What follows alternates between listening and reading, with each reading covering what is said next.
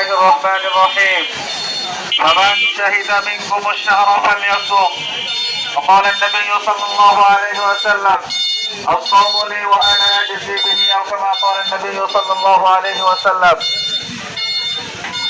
সম্মানিত শ্রোতাগণ, আমরা সবাই অবগত আছি যে আজকে মাগরিবের পর থেকেই ইনশাআল্লাহ আমাদের মাহে রমজানের ফজিলতের মাস শুরু হয়ে যাবে। এই মাসটা আল্লাহ পাক রব্বুল আলামিন আমাদের জন্য বোনাস হিসাবে নির্ধারণ করেছেন। এই মাসে একটা আমল করলে আল্লাহ পাক রব্বুল আলামিন কমপক্ষে কমাস কম 70টা নেকি দান করেন। সুবহানাল্লাহ সুবহানাল্লাহ।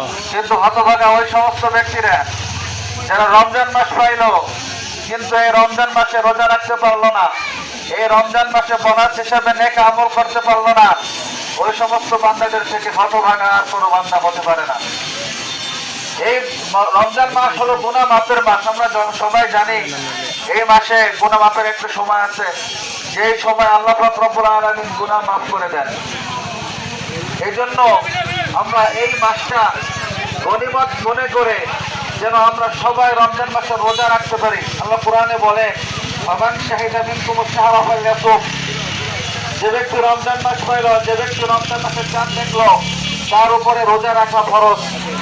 যদি আমরা আল্লাহর বিধানকে অমান্য করি সরাসরি আল্লাহর নাফরমানি করা হবে। আল্লাহ বলতেছে দিনের সময় তোমরা খেও না, তোমরা পান করো না। যদি আমরা আল্লাহর কথার অবাধ্য হয়ে যাই, আমরা সুস্থ অবস্থায় দিনের বেলায় পানাহার করি, তাহলে আল্লাহ পাক রব্বুল আলামিনের হুকুম অমান্য করা হবে।